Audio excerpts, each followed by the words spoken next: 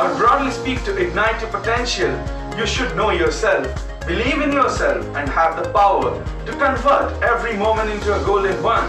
Because for me, every problem is an opportunity to think differently and use this opportunity to its fullest, which should contribute towards the growth of the society.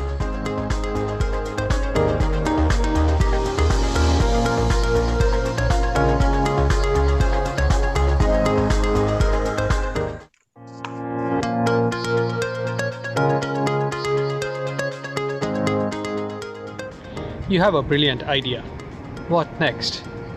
Hi, my name is Gaurav Palande and I'm speaking at the JKYog conference. I'm a digital marketer by profession and I'll be sharing some tips and tricks on digital marketing. I will also be sharing some modern marketing best practices so that you can apply to your idea and take it to the next level. I'm looking forward to this session and answering any questions that you may have. Thank you.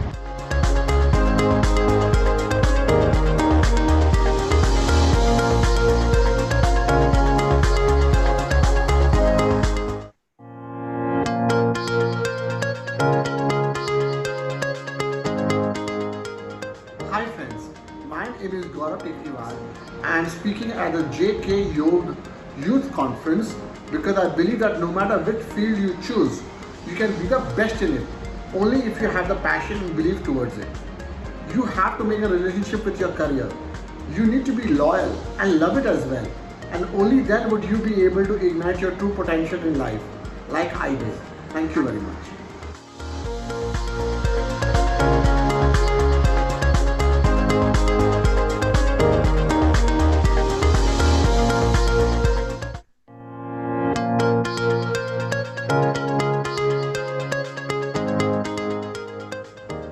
Hi, my name is Siddharth Bhatt and I'm the CEO of Zenova Technologies. I'm speaking this weekend at the JKYog Youth Conference in order to inspire youth and propagate a message of being able to really leverage your resources and your education in order to help businesses and companies grow. I have a passion for helping other people and I like to try to take that into my professional career as well.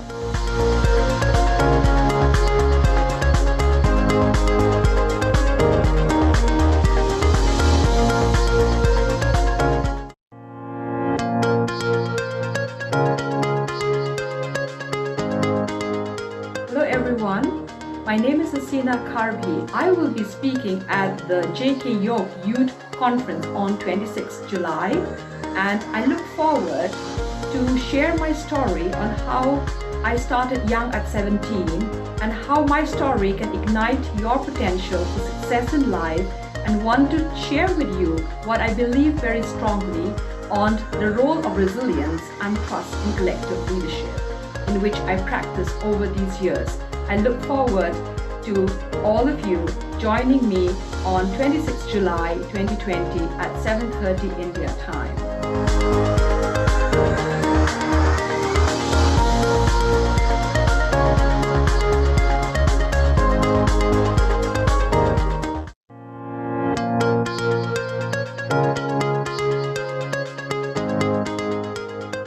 Hi, my name is Chris Natsky, and my passion is guiding others to live a life of power, passion, and purpose. And I'm so excited to be sharing my message, Mind of a Champion, how to ignite your life through vision, service, and action at the JKYog Youth Conference. During my session, I'm going to be sharing with you how to create a purposeful vision for your life, how to move through obstacles when they arise, and importantly, how to take inspired action so you can share your gifts in the world through service. So please join me for my session so you too can ignite your life and make a difference in the world.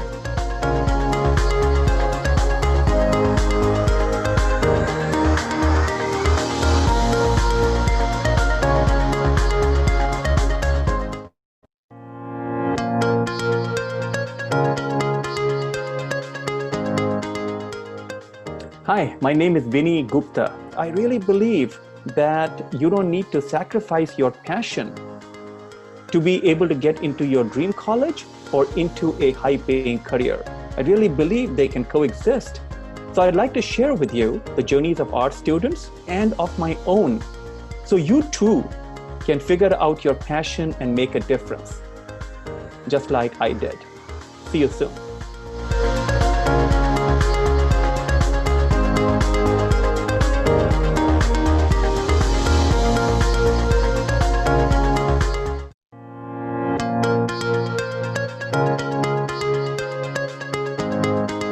I'm very excited to be part of this conference, and igniting human potential is something which our society and world needs at the moment. And I personally believe that can be done by really empowering every young person to be a change maker. So I'm going to talk at this conference about how every young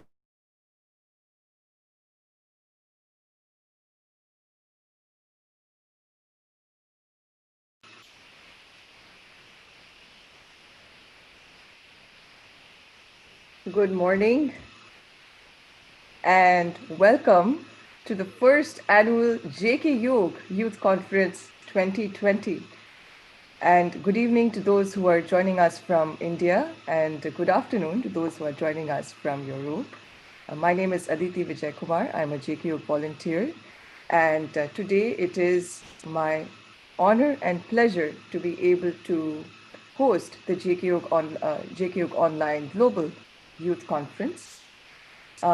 Joining us from different parts of the world are tremendous personalities who have accomplished so much in their lives that is worthy of sharing with the youth, including Swami Mukundananda, JKYog founder, a global spiritual leader and best-selling author, who will have a keynote at 10:30 a.m. Central Time today. And we would also like to welcome all of the young entrepreneurs who have joined us from around the world, who have achieved so much in their lives at such a young age, who have really fulfilled their potential. And we would like to thank all of them for volunteering to speak at the JKYog Youth Conference today. We are also joined by so many people worldwide who have taken the time to participate in this conference, inspire themselves and inspire others. So very warm welcome to all of you as well. JKYog is very invested in developing the youth, and we have various initiatives that work on developing the character as well as the skill set, such as the Toastmasters program, which is a leadership and communication program. We have the Youth Leadership Conference, which is a 2-day workshop every year offered by the headquarters of JKYog, the Radha Krishna Temple of Dallas. And we also have youth retreats and youth programs where children and youth are basically taught to use yoga and meditation to work on their mind and to work on their body and develop physical and mental strength to pursue the initiatives that they want in their lives to make their lives successful and find their true purpose. And today morning, especially, it gives me great pleasure to welcome our opening keynote, a landmark person in the field of youth change making, Mr. Yashvir Singh, who is the co-founder and global director of Ashoka Young Changemakers. We are very privileged to have him join us today. Ashoka Changemakers is one of the world's largest network of social entrepreneurs and innovators. And Mr. Yashveer Singh leads the Ashoka Young Changemakers program. So he's mentored many young people to fulfill their potential in life. And Ashoka Young Changemakers basically identifies, selects, and builds a global community of teen changemakers.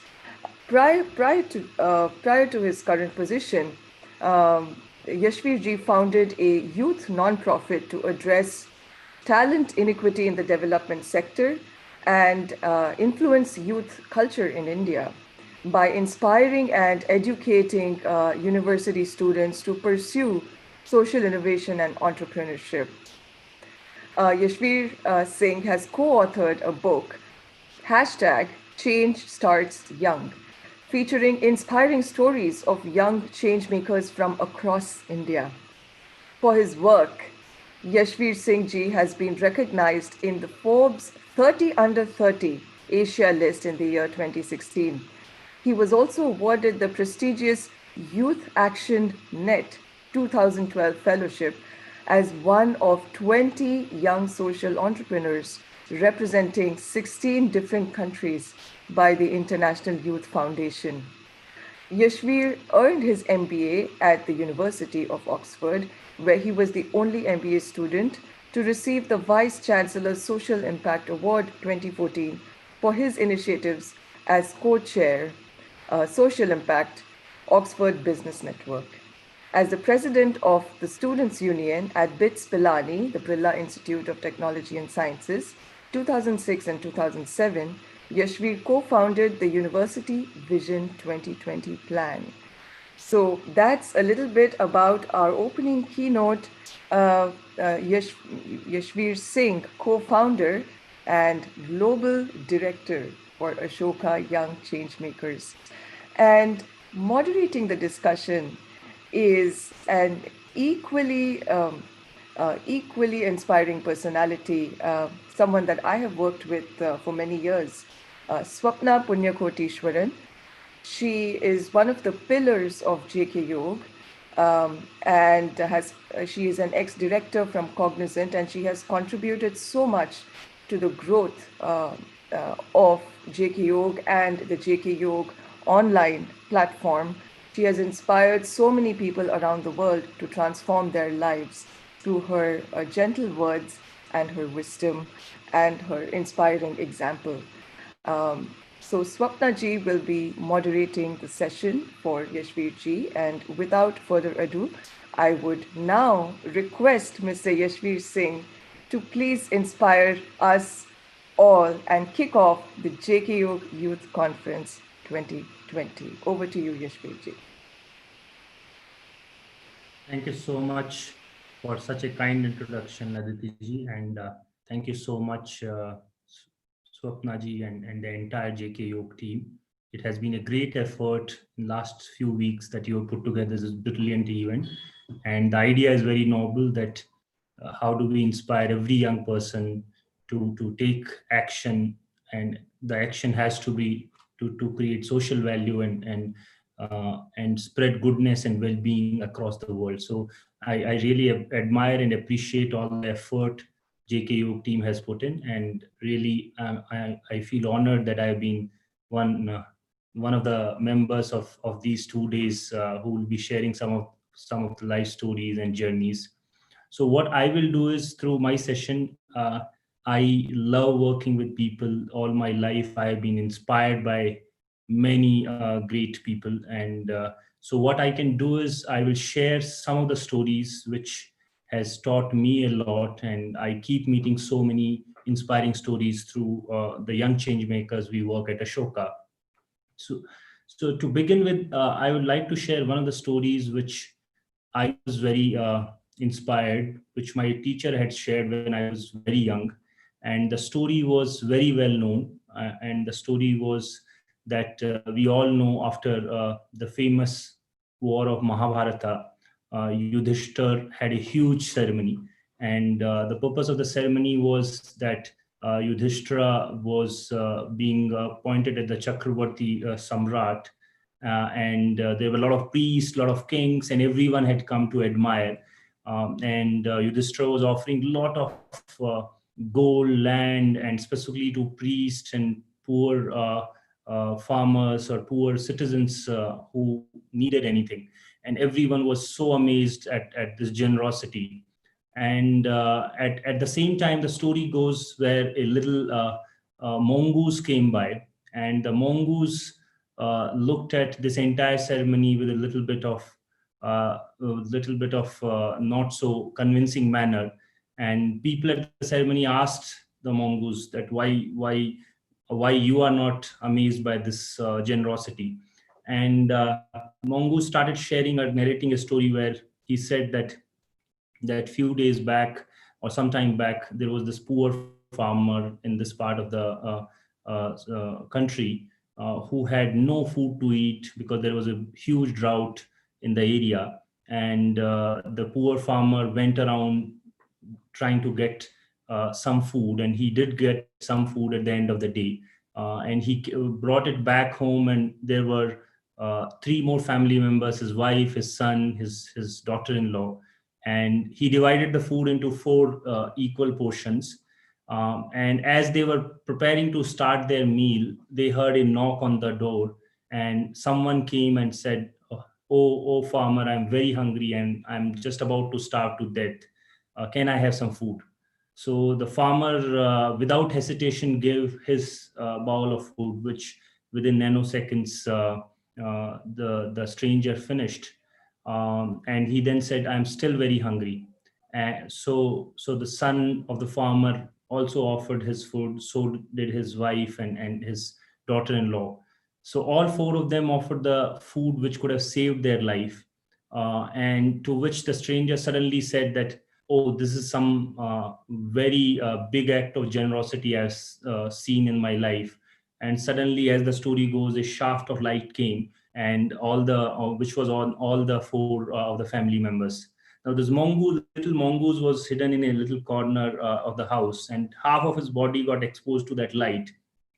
And the story goes by saying that that half got converted to golden color of gold. So the mongoose came to the ceremony hoping that he would see the similar act of generosity, where someone who had that last bit which could have saved the life can be given to others. And while, as I said, that one of my teachers had narrated the story to me for the first time, and I was really amazed that how can someone offer that last piece of food when you are about to starve without having it. But one of the things, and I remember it very clear, my teacher had explained, is that like everything in life, even the art of giving or art of helping others or being a giver is something which has to be practiced over and over. So it cannot be done without you have been practicing it, and that's what I'm going to talk about, because those are the patterns in our work at Ashoka we have been seeing, that all the change makers, all the social entrepreneurs we have worked, they have this pattern of continuously giving back, and that builds a spirit and that builds an ability in them where they do not hesitate. Now, another story which is equally inspiring is that when Ashoka got started in 1980, our founder was very inspired by our own Mr. Vinoba Bhave, who was working on something called the Bhudan movement. And the beauty of the Bhudan movement is this was started in 1951 and ran for 10-20 years.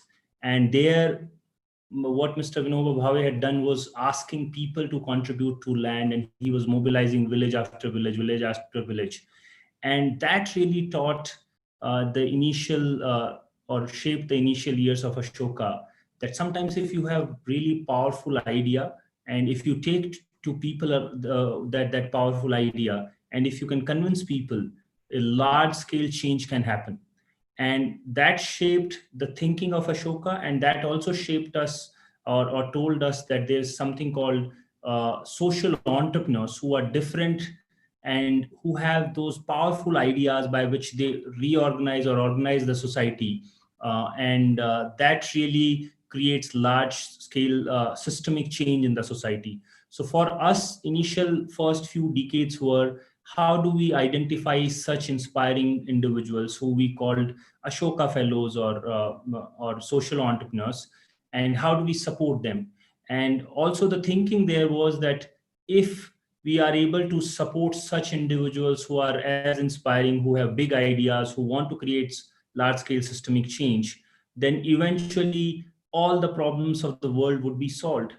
But one of the things which we learned very quickly was that it was very tough for just few individuals, even if they are doing inspiring work, to solve all the problems of the world. And the reason for that is because world keeps changing. What we see today as challenges or the societal problems might not be there in 5 years because someone would have solved. But in those 5 years, new challenges will come. So very early on, the thinking then was that it will not be sufficient for us as a society if we only depend on the inspiring work of few individuals. And that's when we started looking for answers, that then if that's not the solution, then what could be helpful for the society. And that's when our idea shaped of creating a world where everyone can be a change maker. Now, this was a very grand idea, and this is something which all the great leaders of our society have tried to do in the past. But what we did is we went back to our community of social entrepreneurs, Ashoka Fellows, and tried to understand from their life stories that what has helped them to become social entrepreneurs. And when we started looking at the patterns, couple of patterns which emerged were: one, most of our social entrepreneurs started very young. So they were practicing to be a change maker at a very young age, and the socio-economic dynamics they used to come was completely different. Someone was doing something in rural area, someone was shaping the school community, but they were all practicing to be change makers very early on in the years 13, 14, 15, 16. Those were the years where most of them started attempting to be change makers, which was definitely a big insight. The second, as we went a little bit more deeper, that when they are launching these initiatives, essentially what they are doing. And what we found is they were building certain skills, which Ashoka calls as change maker skills. And these are the skills of cognitive empathy, working in teams, collaboratively leading with everyone, and also in a very creative way solving problems around us. So that was one set of skill set which most of these social entrepreneurs were building. And when I personally looked at, and I grew up reading a lot of autobiographies, I could totally relate, because all of you who have seen entrepreneurs around it, whether it's social entrepreneurs or business entrepreneurs, most of them you would see were building something in their teen years. It could be anything as a small initiative like a school community or a big venture they are building, but they were building something. So that was one pattern, and that's what I wanted to share. The second bit which we learned was that if now we need to create a world where everyone is a change maker, that movement building has to start with the young people. And then, because Ashoka was good at finding social innovations or social innovators, we said that if all the future great entrepreneurs or social entrepreneurs started in teen years, can we look at the current teenagers and what are they doing? And that's how we launched the program Ashoka Young Changemakers, with the intent that we will be able to find teenagers who are changing something around them and who have great ideas. And I've just shared a couple of those ideas or stories with you. You will also be meeting some of Ashoka Young Changemakers through the course of this two-day conference. But I just thought that I will share a couple of them through my talk. So one was in the year 2015. I first met this amazing young change maker. She's based out of Bangalore. Her name is Garvita Gulati, and her idea was very simple. And her idea was, one fine day she was dining with her parents in a restaurant, and she saw that all around her, in Indian restaurants, the moment you walk into a restaurant, the first thing which they offer you is water. And she saw that all the people who were sitting around her table, when they left after dining, they left some amount of water in their glasses. That really bothered her, because on the parallel, and she was just a student of 10th grade at that point, as I said, 15 years old. And that really bothered, and she came home and she expressed the same with her parents also, that why do people leave water if there are reports that India as a country, and Bangalore specifically, might struggle with water in next few years. And then the parents encouraged that, okay, what can be done around it? And she, along with then some other friends, got together and they came out with this idea that why cannot we run a campaign which is called glass half full, where the idea is very simple, that when you come to a restaurant, initially there could be a mark at the half level of a glass, and you can only offer a half glass of water. And yeah, and if you need more water, of course you can ask. Initially, when she started, a lot of restaurant owners, as you would imagine, told her that, "Mm, I think you should focus on your studies and you should mind your business." But Garvita kept insisting and going to restaurants, meeting different restaurant chains, and then a couple of restaurants started picking up her idea and they adopted the glass half full. And because of that, then showcasing those success stories, she went to more restaurants, and today thousands of restaurants in the country run the glass half full through Garvita's model. And I just wanted to share that story because that really inspired me of how a 15-year-old can bring that kind of change at the country level. And we all know environment and water is such a scarce and important resource. So contributors or young leaders like Garvita are really creating huge difference. The second story, which I would like to share, because I was also told that a lot of people in the audience are going to be young people, and young people nowadays love technology. So one of the stories I also wanted to share is of a young change maker, again from Ashoka community. So I met him in the year 2016, and at that point in time he was just 13 years old, which is certainly going to be the age we most of us would have passed. And Akshat's idea was very simple. At that point in time, in the year 2015-16, Delhi government has launched something called odd even scheme, where the idea was that on one day numbered cars and one day even numbered cars will go out on Delhi roads. And Akshat saw that it has impacted a lot of people in his community, and people are talking about how they can commute to work. And he launched this website or an app which was called oddeven.com, where the idea is how can you carpool from different residential societies to your workplaces or work complexes. And within, I think, couple of months, Akshat ran this initiative. Almost 30,000 people used his platform and got benefited. The second important aspect of Akshat's story is also that as he was building, he also realized that he might not have one time and all the resources to scale it to the level it requires. And so he also took his idea and sold this idea to a bigger carpooling company, right? Which, when I was talking to Akshat, Akshat shared that sometimes it's also about also knowing that when is it right time to let your idea go for the larger good, which was very profound for a young change maker. And Akshat is still 17, and I was reading about him and talking to him few weeks back, where he had launched something called Bharat Shramik to help migrant workers in India who have lost jobs and all the economic opportunities due to COVID-19.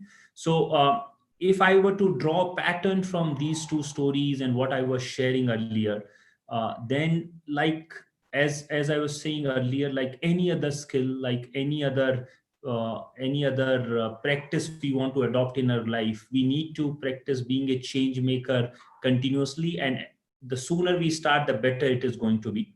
The second important bit, which at least I have learned from these young change makers, is to be a change maker. The simple framework we all can keep in mind is that, one, what is the idea which we feel or which we strongly care about? So first, knowing that idea or the challenge. The second bit is quickly also building a team around it, because as change makers you will always need community of people who can back you, who can build that venture along with you, whether it's Garvita or Akshat. One of the central helps or support systems for them have been the team which they build of friends, family, and anyone who could be part of the team. And the last bit, once you have your idea, you test your idea, you have the team, then it leads to, of course, some sort of impact. And that impact really makes you feel powerful, because now you have created change.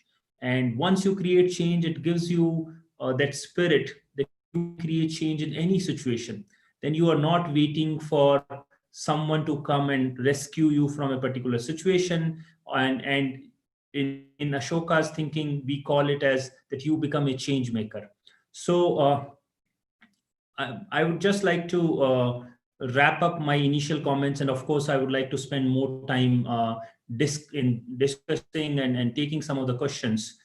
So the pattern of being a change maker is that you start as young as possible, as adults and as parents and anyone who has a young person in life. The biggest gift which we can give to a young person is to not restrict their ideas, to let them explore those ideas in a very safe environment, and encourage them to take that first step, because only when we act we can see and we can experience the power of being a change maker. And I feel and I have seen that through lives of hundreds and thousands of entrepreneurs, that once you become a change maker in your growing years, then it sets you up for success in later parts of life. Because if we look at the overall macroeconomic environment also today, whether you are in a job or an entrepreneur, everyone is looking for problem solvers. Everyone is looking for people who can take initiatives, who can build those initiatives. So as much as a change maker is important for our society to be better, for our society to live more coherently and harmoniously, it is equally important for us, because it also takes care of our own well-being or our own identity, and it just gives us that strength and power which we need. And there couldn't be any more beautiful practice in our lives than becoming a change maker. So I'll pause here, and I would love to take any questions. And Swapna ji, if you can help maybe with some of the questions, I would love to answer them. Thank you so much, Dr. Yashveer Ji. That was definitely a very, very inspiring session. And I particularly like the way you started the session with a powerful story from Mahabharata. And, in fact, just as you heard it from your teacher, even I heard it for the first time from my spiritual teacher, Swami Mukundananda ji. So thank you for sharing that. And I like your comment on practicing the art of giving. I think that was a very profound statement. And truly, to the words, Ashoka Change Makers is definitely trying to encourage young people to help, give back to the society. And truly, you are practicing the art of giving. So thank you so much. To our viewers, who are watching us live, here is your opportunity to ask any question to to Mr. Yashvir Singh. You can submit your question in the chat window, and we will pick it up and we will ask the question. So while the questions are coming in, Mr. Yashvir ji, one of the things that you talked about is I was so inspired with Garvita's story, right? So I think definitely Ashoka Changemaker as a platform is encouraging young people to share their ideas. So if you could spend a little bit more information on that, right? So there's so many people who are watching this and who will be also coming across this video in future. So for them, if they have an idea, how do they go about it, right? What is the process to, get connected with Ashoka Changemaker? And I mean, what is your guideline, and what is it that they should be doing? Thank you, Swapna ji. So all the details of our Ashoka Young Changemakers, Ashoka Fellows are on our website. So one of the steps anyone can also do is just go on the website and try to find the stories which resonate with them. And Ashoka does get a lot of queries of getting connected to some of these change makers and social entrepreneurs, and we do it as much as we can to connect these people. The second important step I would say is, which is very important though, is that sometimes these change makers can help you when you know what sort of help you need. So a lot of people sometimes get inspired from their stories and they want to talk to them, which is great. And there are moments where these young change makers could really help. But I have seen, because Ashoka continuously keeps getting these queries and requests for connection, The best requests are those where someone has tried something or thought through that this is what we want to do, and then they know this person can help because that person either has gone through a similar journey or might have some perspective to offer. In that case, it becomes a great mutual alliance where the existing Ashoka Young Changemakers and Ashoka Fellows then can help in those specific aspects and guide them. If they cannot help, then because it's a community, they can guide them to go to someone who can help. So that's one way, which is a very simple model of reaching out and asking for help. Because another teacher of mine had said that unless you ask for help, the answer will always be no. So you wouldn't know who can help. So that's one thing. And sometimes we hold ourselves back, which I would encourage all the young people that start asking for help, and also build that ability that when someone reaches out to you for help, then you are equally open. So that's how we also build that community. And the definition of also a change maker in our mind is someone who's living a life of empathy based living for the good of all. So you are thinking, when you're thinking of the good of all, then you are thinking to help people. So that's the easiest way I would suggest, Swapnaji. But otherwise, in today's world, through internet, the world is connected. Many people are there on the social media. Exactly 2 weeks back, I was not in touch with your team, Swapnaji, but it was just through internet we got connected. So the same could happen with anyone who wants to and aspires to be a change maker. And I would request you that please figure a little bit, do your homework, reach out, and then we would love to help. Wonderful, Yashveer ji. Really appreciate you sharing that insight. Definitely, I did browse through the website, and you're truly a global company, and providing the platform for people across the globe to share their ideas and eventually make the change, which is really great. I do have a question that had come in from our viewers.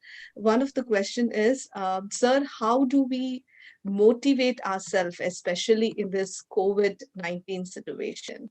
Would you like to share something for our viewers on that? No, sure.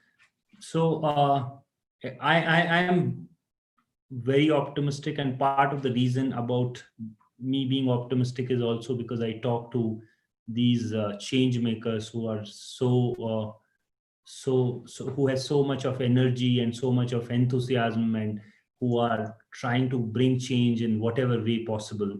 And so just to respond to that question, so one of our other young change makers, he has this really brilliant idea where what he used to do is he used to help the jail inmates to create some kind of eco-friendly products and then help them market. And this was pre-COVID. And through that, what he was doing is that when you are in jail, you can also pick up some skills, and it also helps you a little bit in earning. And when you are out, then those skills can help you find employment. So that was the thinking with which he was working. Now, COVID, of course, came unannounced. No one knew 5 months back that we will have such a situation. But the beauty of being a change maker is, and the reason why we need to be a change maker is that world around us will change constantly, sometimes very fast, which has happened in COVID world. But even before COVID, I think the rate of change was very, very high. The world around us, the technologies around us were changing. So always when there is a problem, at least I see, and all the social entrepreneurs and change makers around me, they keep saying that there are always opportunities. And as I said, sometimes that mindset also comes from when you have solved one challenge. And I was talking about, I had very particularly used a word that experience gives you strength and power. And then if the circumstances changes, still you are able to apply yourself. So I shared the story of Akash, especially keeping in mind that after COVID, what he did is he helped those jail inmates start manufacturing masks and some of other items which could be helpful in this COVID. And there was a huge demand. So still they were able to engage the people they were working with.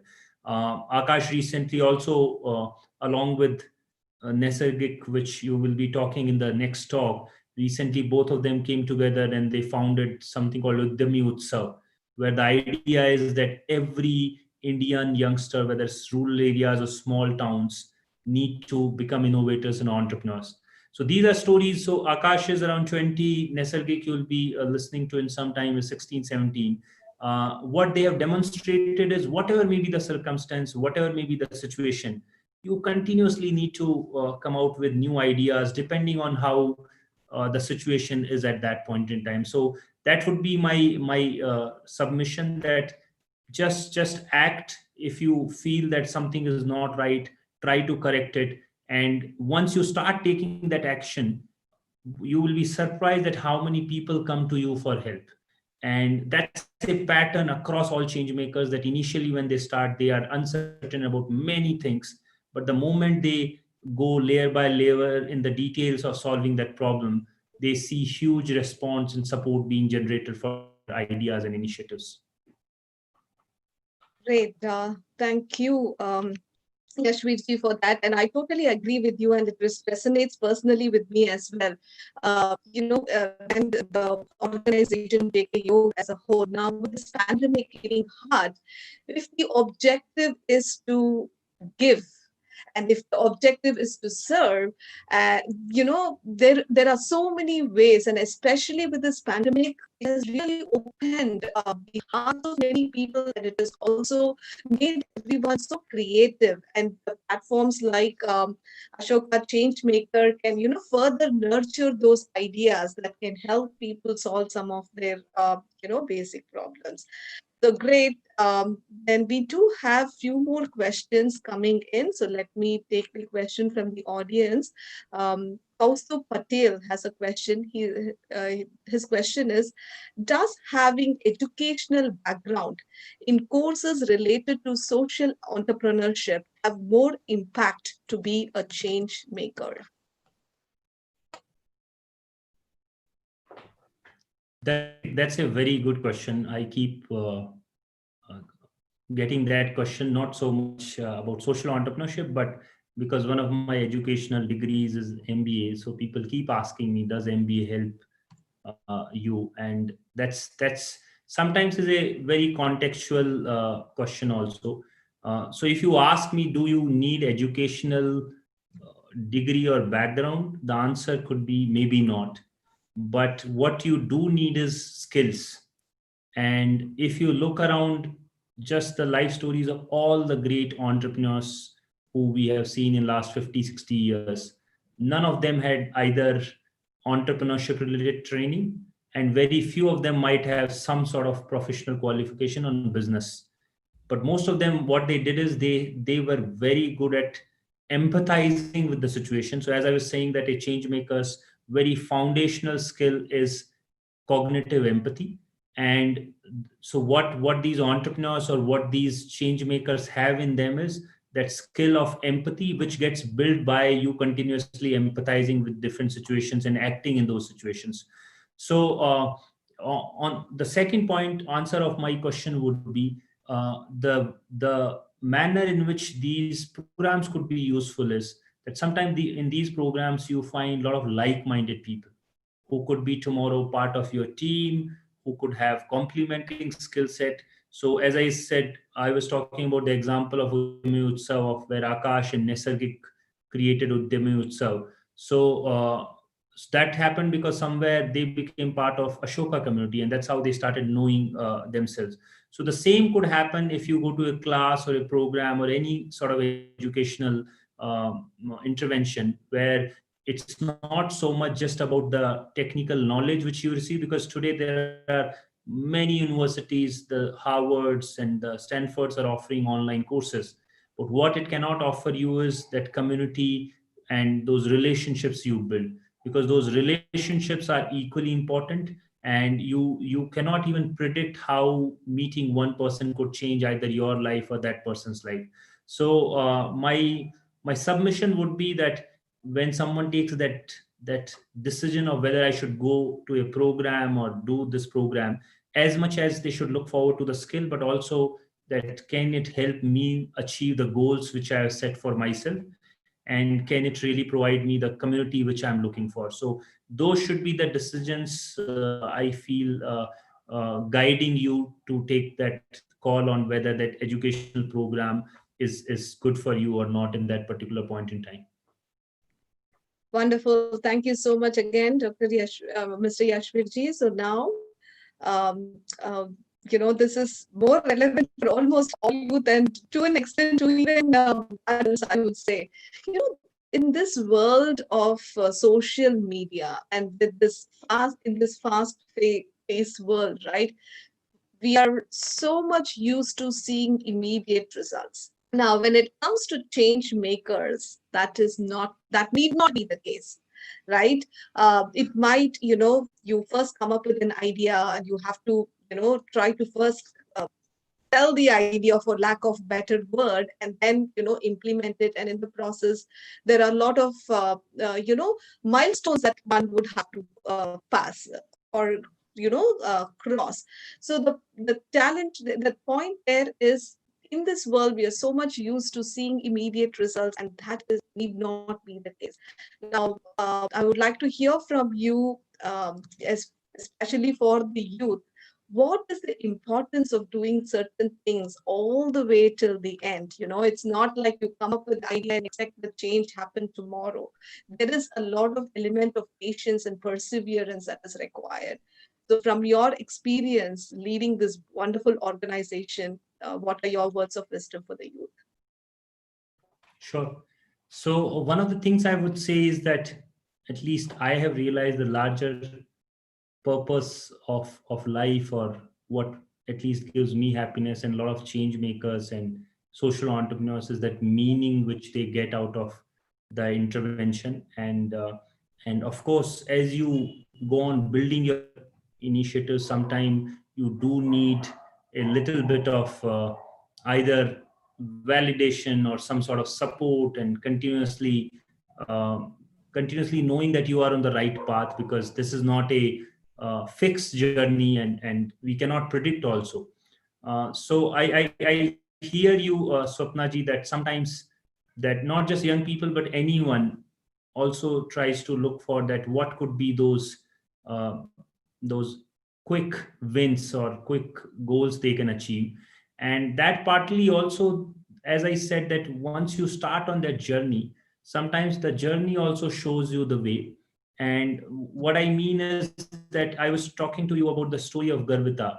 And initially for Garvita, the biggest win was, and I remember that conversation where first set of restaurants said that we will have your model of half glass full in our restaurant. And that was a big win for their team. And I remember team celebrated their social media, and that's how you build. So it's not bad to share your work, and in no way it really hampers your ability to create large scale change. So my input would be that, of course, you are chasing that big idea and that big change, that one day maybe this is my idea, and this will either change the entire country or maybe a particular state or city, whatever is your horizon for that particular idea. But I'm sure that idea also has small milestones which you need to cherish, which you need to share with people, which you need to talk about, because that's going to also bring you a lot of support, and a lot of other people will also then join your movement.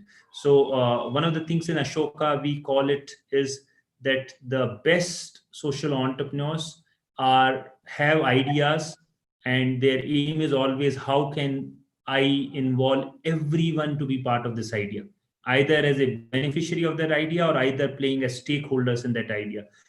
So when your landscape is to involve everyone, that certainly cannot happen in a day. That would need time, that would need patience. But it's equally important that you build on it slowly. You celebrate what you have achieved, and one of the ways to multiply goodness in the world is to also showcase it and demonstrate it. And that's why I keep encouraging young change makers to speak at various forums and share their journey, And whatever you learned, the good news about the knowledge is its best use could be in sharing with others. So my sense is, when you get onto the path, if you learn something, share with others who might not have learned the same thing, and that will give you a little bit of meaning, and that will also tell you a little bit of the purpose of why you are doing it. Wonderful. Thank you. That was a really powerful message. The more you share, the more you get, right? Involve as many people as possible, learn from each other. And this JKU Youth Conference is definitely a humble attempt towards that, wherein, our volunteers have worked round the clock to bring in speakers from across the globe to share their stories that can inspire a lot of other youths as well. So now moving on, I think we are running out of time, but I'll take one last question. And this is again coming from the audience.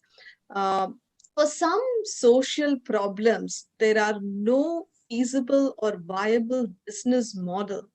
And what does a social entrepreneur do in such a situation?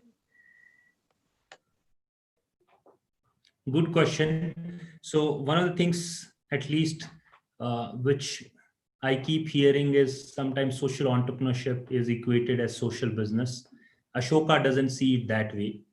So the very simple, at least my thinking on social entrepreneurship is, so when you build any kind of business or social business, what you have is that you offer a product or service, and you in return get some sort of monetary value or resource as part of your offering. In case of causes, right, like for instance, if someone has to address the cause of hunger in a particular community, you certainly cannot build a business model around it. But my sense is, and this is what also we have looked at social entrepreneurs who are not for profit models, because that cause is so strong, for them to offer that product or service, there are other people who are ready to pay for it. So in a business also, you are convincing directly your client. Here your client becomes someone else, which could be either an institution or an individual who's ready to pay for it. So there, I think in such cases, the effort becomes double, because you're offering a service or product to someone, but you're asking someone else who's not the direct beneficiary. So, but you need to really be able to communicate that why is important for not just those people, for the entire society, that what you're offering is at most urgent and important. And there are so many not-for-profits across the world who have budgets bigger than social businesses. So that is definitely a clear data point that people are ready to offer. The second part of my answer is that everyone has different passions, and I'm sure that is what you must be witnessing in JKYog, that giving sometimes is in multiple ways. It is either by money, time, resources, knowledge. So there is also a huge chunk of our population whose passion might not be directly serving communities, but they might be great engineers and great managers, but they still want to help people. So how can you reach to them? What are your channels to talk to them? And if you have that powerful cause, and if you really are transforming lives, at least my experience says there are people who come forward to support you. Sometimes in the beginning it could be a little lesser support, but that also depends on how you showcase some of the successes and changes in your life. And that's where all the role social media can play in reaching out to people and asking for help comes into picture. So certainly there are causes where you cannot build social businesses, and there you need to have strong foundational ability to showcase the power of that work to someone else and generate support. And there are enough and numerous examples of people doing that, so you should speak to them and you should learn from them how they do it. And it's not that that's unsustainable, it's just that it requires more effort. But then you also have a part of the population which you are serving which really direly needs that support. And I have full faith in humanity that there are a lot of people who are ready to support them.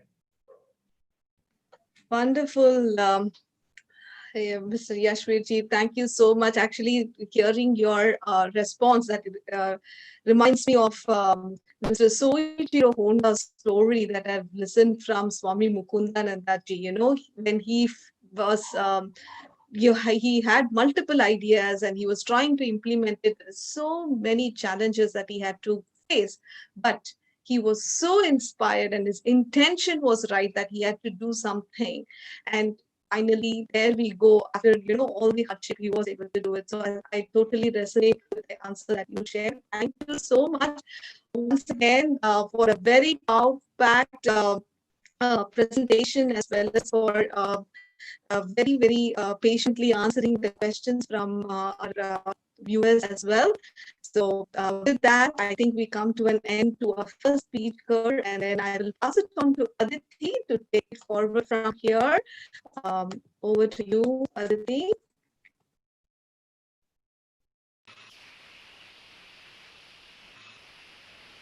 Thank you so much, Swapna ji and Yashveer Singh ji. It's an absolute pleasure to just watch the watch the presentation and then the interaction between you both. I'm sure that a lot of people have really benefited from this session.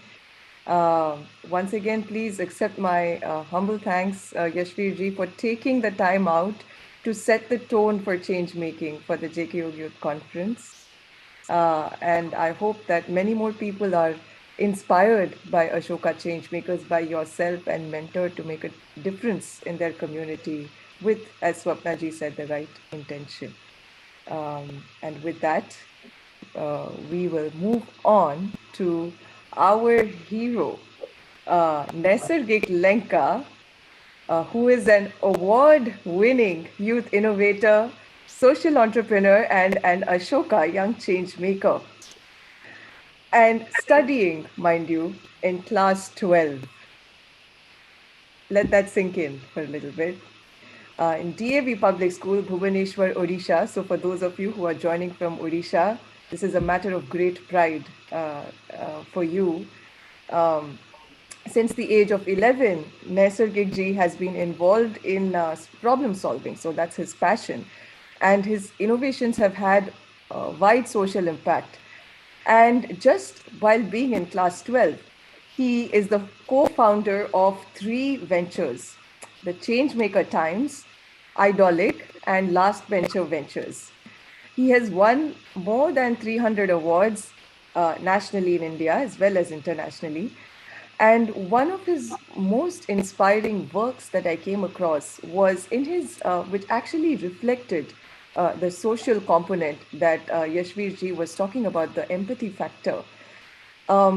So in his native state of Odisha, he was seeing that a lot of people were being affected by the toxic effects of chromium mining. And it was life-threatening for over 30 lakh people in the state. And he actually developed a method to eliminate those toxic effects. And for this, he was awarded the Pradhan Mantri Rashtriya Bal Shakti Puraskar, which is the highest civilian award you can get in India for exceptional achievements below the age of 18 from the Honorable President of India, Sri Ramnath Kovind. And he has represented India twice at the International Science and Engineering Fair, and he has done extensive research at leading institutes like NICER, IIT Bhubaneswar, ICAR, NRRI, Cuttack. And he's also worked on very interesting topics like cell signaling and cancer biology at Tampere University in Finland. And I have also personally interacted with Naisargik ji, and it is very humbling to see the way that he has approached his life and the way he has chosen to solve problems. It's a very inspiring journey, and Naisargik ji, we are very grateful that you took time today to join the JKYog Youth Conference and inspire all of us. There are people joining us all over the world, all the way from the age of 13 to the age of literally 70. And we can't wait to hear what you have to share with all of us. So Naisargik ji, without delay, over to you.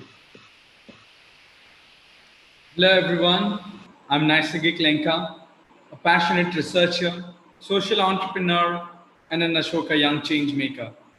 It's a great honor and pleasure to be a part of JKYog Youth Conference 2020.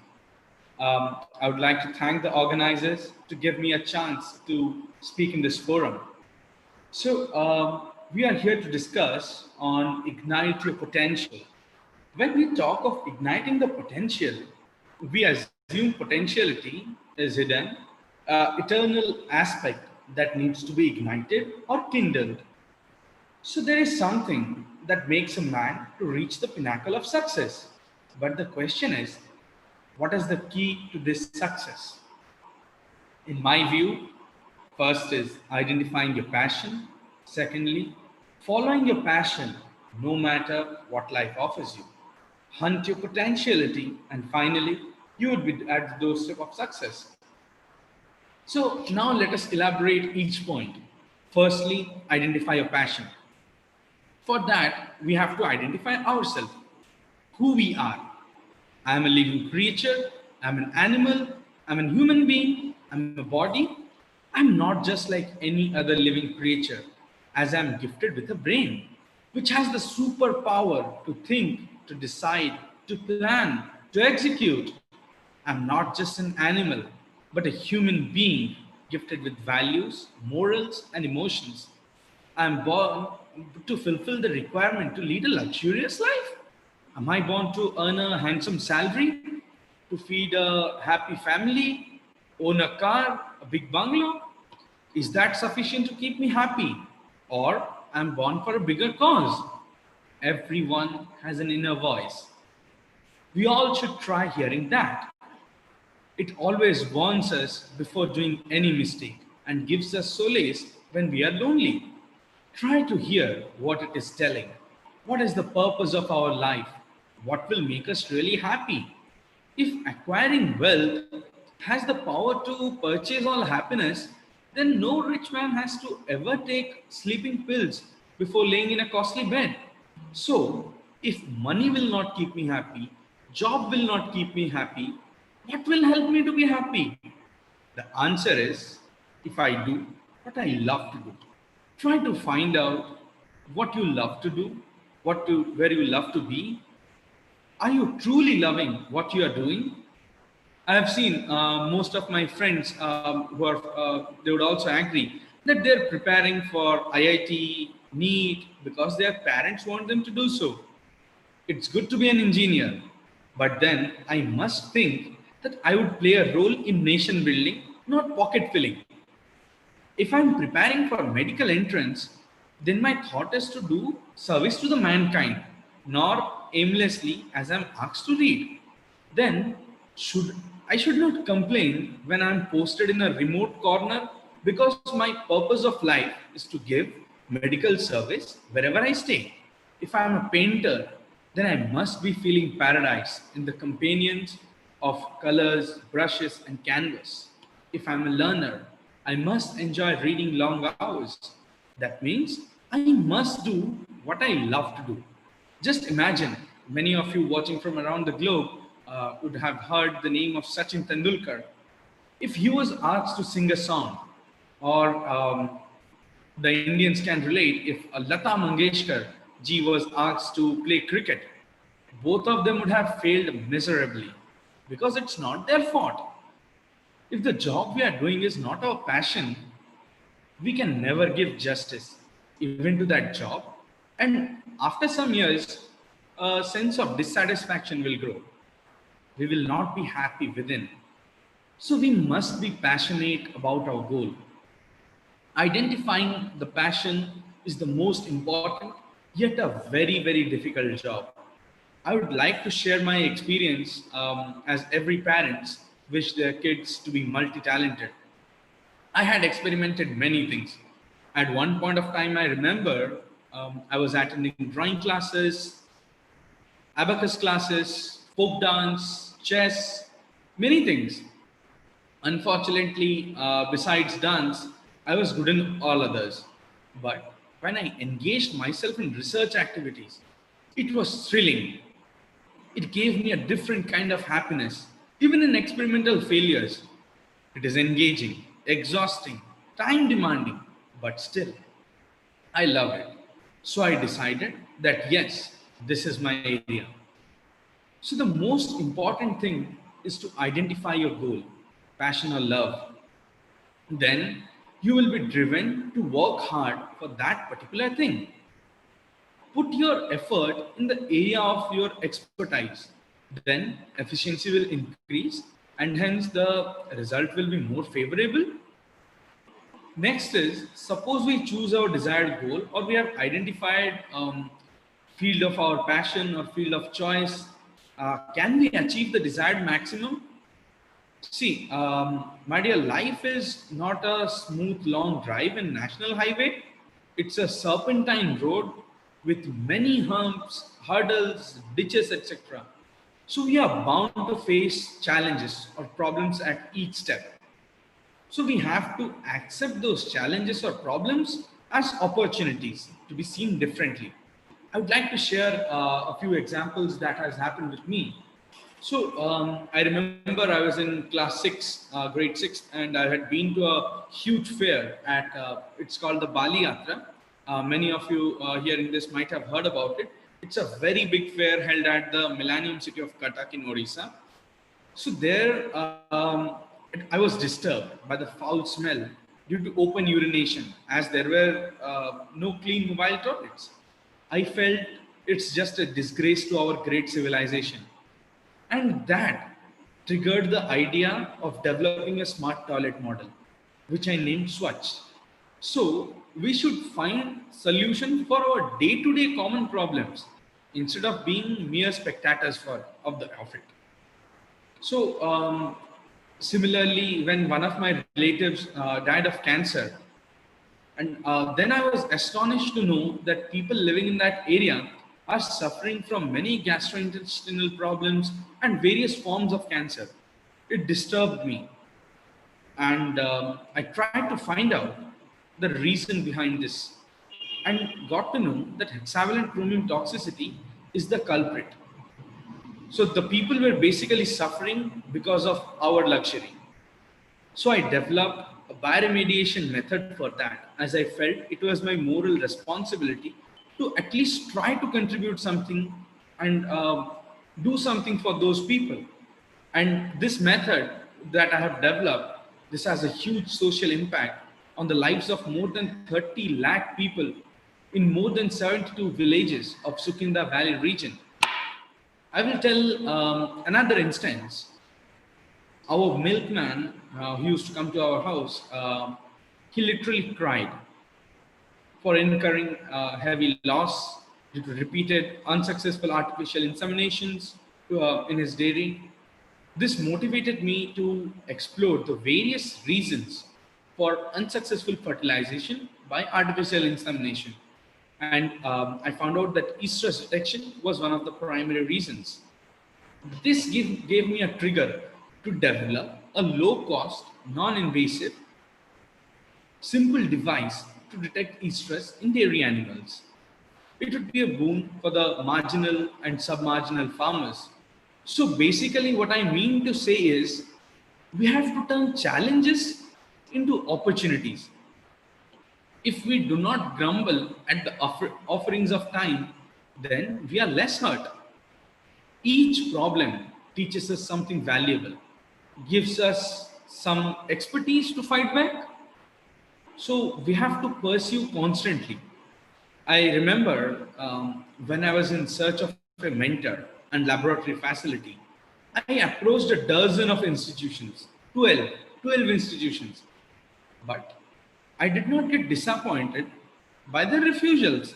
And ultimately, I got the support by the one of the finest institutions in India, that is Naisar.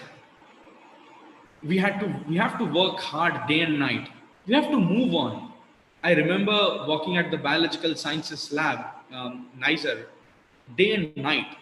Sometimes I slept for an hour or two, sometimes I don't. But I did not feel exhausted because the love for the work kept me motivated. It gave me the inner strength to work hard. We have to give our 100%. And you see, that some good result come out of that adversity. Another thing that may happen, you have put your 100% in the desired direction, but ultimately so happen you do not get any result. What to do? Should we leave it on our destiny and curse our bad luck? No. We have to take over a new charge to find out one more untrodden path. We cannot allow us to defeat before any circumstances. I will give a small example. I was selected to represent India at the International Science and Engineering Fair organized by Society for Science in Public in the US and Regeneron. It was going to be organized at Anaheim, California from May 10 to 15. So I was giving final shape to my project. I was very, very excited along with this exhibition as I would get the chance to visit Disneyland. And yes, I was working really hard to try to win a medal for my country. But suddenly this COVID pandemic happened and the event gets cancelled. So what?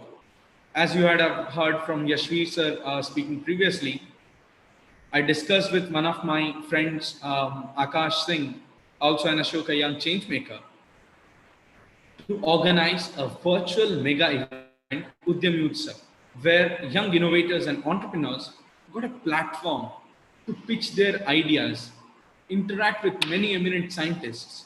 And I was really happy when Atal Incubation Center by Niti Aayog of India selected 15 ideas to incubate in it. And another incubation center called Huddle incubated 4 ideas. Besides, we could distribute, we could provide many partner benefits to our participants. And more than hundreds of youngsters were benefited with career counseling and entrepreneurship courses and many more things that happened. So we should try to find out new routes to achieve something for societal good. We read a number of inspirational stories, life sketches of successful people. I have come across many such people in my life. I have a friend, a mentor, her sir, who lost his father at the age of 16 and was therefore forced to leave formal education. But today, he's a successful graphics designer and he has achieved a lot. An ordinary potter of India, his name is Mansukh Bhai Prajapati. He had no parental property, no resources, no educational qualification, but then he becomes the successful entrepreneur, founder of a $1 million industry called Mitti Cool. We all know the hardship under which Dr. APJ Abdul Kalam had faced in his childhood. Nothing could stop him to make him the missile man of India and later the first citizen of India. There are innumerable such examples.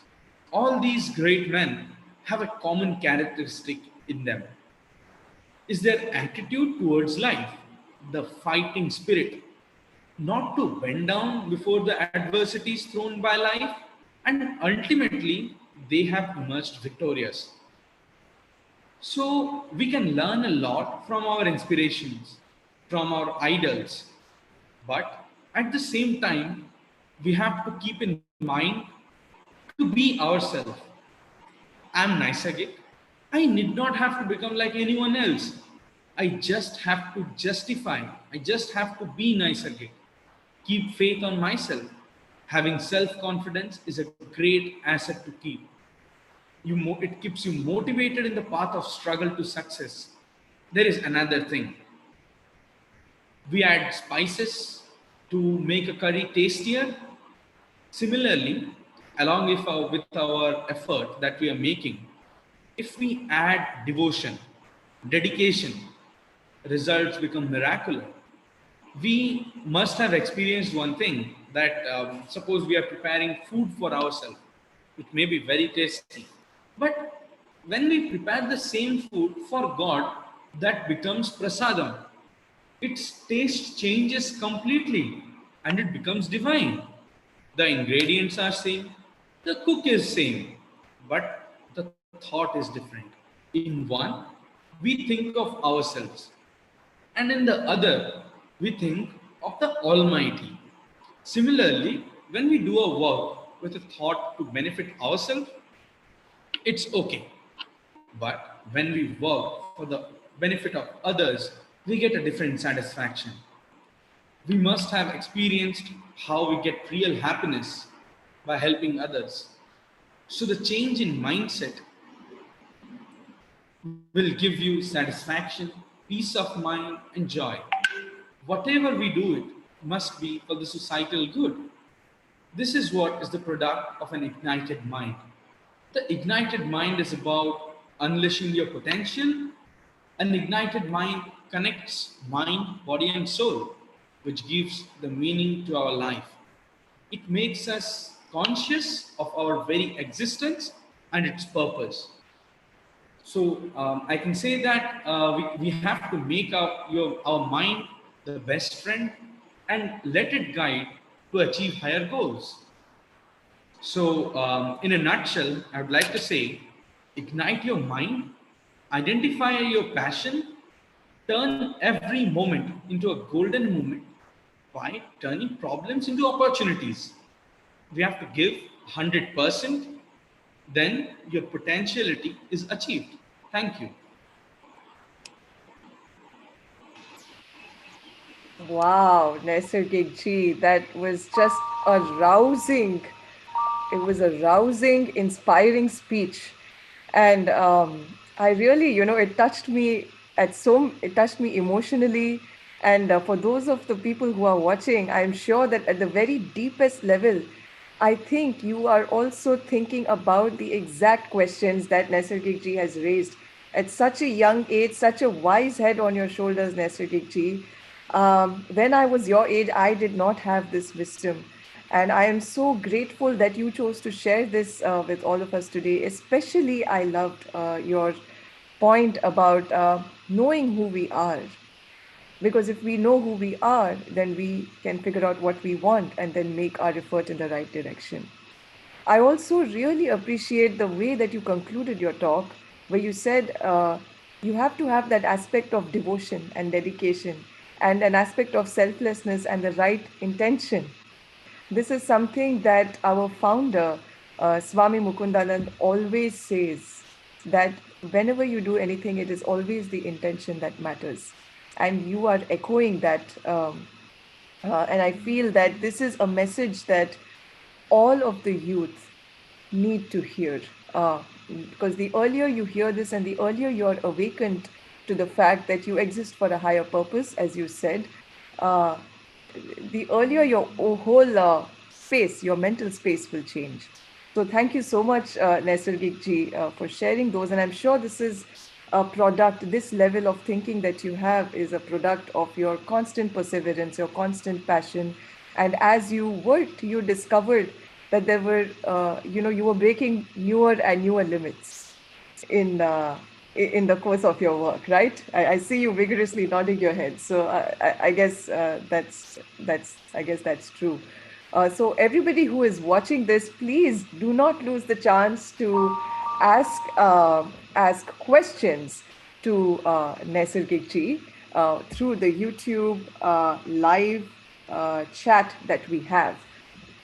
So, Naisargik ji, one of my first questions is actually a very, very common challenge for kids who are growing up, especially in India. So, when you grow up in India,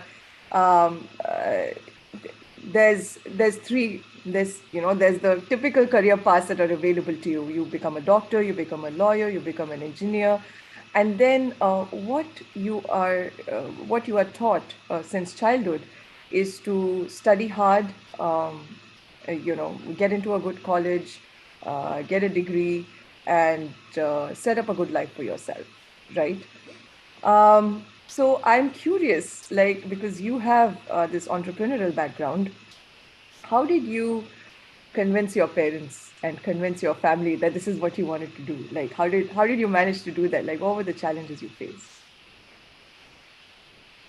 So, yes, I completely agree with you. If when we are growing up in India, we are classified for a few options like engineering, medical, or then in commerce law. There are very fixed fields that That's our right. parents always prefer us to have. But from in my case, what I would say is, as I had earlier also said, that I love to experiment different things. So from the very beginning, my parents knew that okay, this boy is not going to become a dancer, so that was ruled out. This boy is not going to become a flute player, that is ruled out. And that is one of the first and foremost things one needs to do is one has to, if we are not able to convey our dreams to our parents, then how can we prove that to the world? And I would say that people, they say that our parents don't allow, this is the problem in our family. But our family only wants to support us. They do not want us to face those hardships that they have faced. They are just telling from their experience. So I don't say that this mindset is right, is very wrong, nor I say that this is very very correct to become, to choose a very defined career paths from the very beginning of life. But what I can say is, it would be very good if we, and it has to be like we have to experiment different things. We have to find out who we are. Like, just like I gave the example of Sachin Tendulkar and Lata Mangeshkar ji. If their parents would have asked them the opposite way to do, then neither we would have such Bollywood hits, nor we would have won the 2011 World Cup. So that is something very very relevant thing that everyone has to understand. And I appreciate the fact that the world is changing now. So if we can just take the example, earlier, while there were different shootings in National Geography or Discovery Channel or anything, so there used to be a helicopter and a cameraman shooting all those things. But now, what is there? A drone is shooting all those things, and we are just sitting in a control room. And what is the time span? Just 6 to 7 years. In 7 years, the pilot, the drone one, lost their jobs directly, and indirectly, the camera industry, the people who were working as unskilled people, like workers in those industry, they got affected. So change is compulsory. If we say the time is moving on, that means we have to accept the change. There was a mindset that only engineers and doctors can flourish in life, but that's not true. Even artist can become, can achieve all success in life. And until and unless one is happy, he is successful. Though one can have a lot of money, a very good salary, being a big engineer in some huge company, but if he is not happy, what's the use of that money? So that's something which everyone has to acknowledge and has to work according to that. Brilliant answer, Naisargik ji. If your happiness leads to success, not the other way around, right? So those of youth who are watching this, think about this and try to figure out who you are. This is advice that Naisargik ji is giving. Figure out who you are, experiment with a lot of different things, find out what you want, and then persevere towards it with passion. Overcome every challenge and every obstacle that comes in your way. So Naisargik ji, what is something that I know that for somebody who is as invested as you are, there is nothing called work probably. Like, to you personally, it probably does not feel like work, even though you may be working many, many long hours in a day. You mentioned that you feel energized. You actually don't feel exhausted or anything because you're doing what you love doing. I want to find out, are there any hobbies that you have? Like, or is this like, aside from your research and which is obviously your mainstay, is there stuff that you like to do, any TV shows that you like to watch? Yeah, research is my passion. I love doing that. I love working for long hours in lab. As you said, I completely agree. I do not get exhausted. I get more and more energized. So there were instances where I, with my other teammates, we have worked for more than 44, 45 hours at a stretch. So yes, I have some hobbies. Definitely not physical activities because that is something not my cup of tea. Um, that you can see, that you can just imagine seeing me. But yes, I love to listen to music. I sometimes love to go on long rides when I get off from my work. Yes, these are some of the things I love to do. Nice, Naisargik ji. You're so humble. I mean, and it's really it's such a pleasure just interacting with you. I want to commend you on your speech as well. You had a lot of jokes in there. It just kept us really engaged. So Naisargik ji, I have a question for you. How can how can children be inclined towards research and develop that state of mind to persist with something to the end? Because a lot of the time you find that, especially in the scientific careers, in the scientific field, success is not immediate. You have to persist with the problem until it reaches closure, right? So what are some tips that you can give to children to be excited in the direction of research and not think about, oh, it's going to be full of it's going to be full of obstacles and I won't get the result that I'm looking for right away? What are some suggestions that you can give to encourage youth in the direction of research? So, yes, I agree. Like you said, the success is not immediate, but first we have to be clear about what is the success. So, if you are into the scientific career, if you are into the scientific research works, even if an experimental failure is a success for us, now we know and we can tell the world that yes, this is not the way to experiment. Not only that this is what I have found out, this is some rocket science I have developed, and yes, this is some miracle. It's not success only. Success is any finding that we have concluded. And if we go deep into something, if we think deeply about something and do with proper dedication, then we will definitely get a result. And that result is a success. So I can relate to myself also. When I entered the lab, I was very, very young. I knew nothing.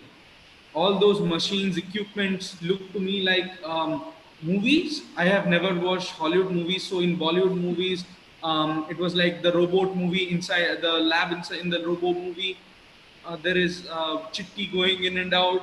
There are many chittis here. So that was something I felt at that time. But then I tried to know, okay, so if this is the equipment, if this is the machine I have to work with, what is it, what it does, and how it has relevance to my work. So we have to go to the fundamentals of everything because we are in science. And in anything, we have to go to the fundamentals. Even if we want to ride a bicycle, we have to know fundamentally that this is the brake, this is the paddle. So fundamentals are compulsory, and then success is not immediate, but success is long lasting. The results you get are going to last long. They even last longer than you. Alfred Nobel had got dynamite once, but it is still now. He had not got that in a day, but till now it's there, even when he is not there. So this is something we have to understand. We have to acknowledge that even if we fail to find the result we want 1,000 times, then also we have got 1,000 success to our name. We have found out 1,000 ways where we can tell the world, okay, don't go here. You are going to get nothing. We have already found out. So yes, that's the thing. very interesting perspective that you shared. It almost sounded like Thomas Alva Edison, yeah, the light bulb experiments. And like you have actually experienced that in your life, and I can see that you're sharing it from your experience. And that's what makes your talk very inspiring, because it's coming from a very deep place within. Um, so let me ask you, switch gears a little bit, Naisargik ji. So our education system, okay. What's your opinion on schools that select students for top 3 positions based on examination marks? So, to be very honest, I was in the top 3 last in grade 8, and that was because there was Hindi, where I was very good at. There was social science, where I could write anything I wanted to. Yes, definitely, I was a good scorer in maths and science as well. But since grade 8, I have never scored in top 3, because I had friends who were scoring like 98, 98.8, and I was somewhere at 94, 95, 96 in that range. I've never gone beyond that after grade 8. So, selecting top 3 is something schools have to do, because they need to acknowledge someone who has really worked hard day and night. But they also, sometimes we have to acknowledge that person does nothing except studies. He's a good reader, he has a good memory, but this does not show that he's the most talented person. So I have had friends, and as in the previous session, Yashvir sir mentioned about Akash. He's also a very good friend of mine. I have never heard him being a class topper, and he has not even taken a formal CBSE schooling. He has done an ITI diploma, but still, he is successful today with his venture. And in less than age of 20, he is 19 years old, and he has a company more than worth 2 crores, which I don't think any other class topper of my age has. So that's just an assessment. That's just a marks are just numbers. So marks do not define our talent. Marks do not define who we are. Marks are just a number of how much we have remembered of what was written in the textbook, not also understanding. That's it about top 3 positions. Very experiential based, that you said that you demonstrated the correlation between working hard, learning by rote, and actually being creative and making an impact. So learning by rote may actually get you the numbers, but being creative will allow you to make an impact. And as you said, it will be long lasting. It will last even after you. So that was Kumara ji's question, by the way, on YouTube. Thank you, Kumara ji, for that question. So a really good question here. Last, and I think we are on the hour, so this is probably going to be the last question.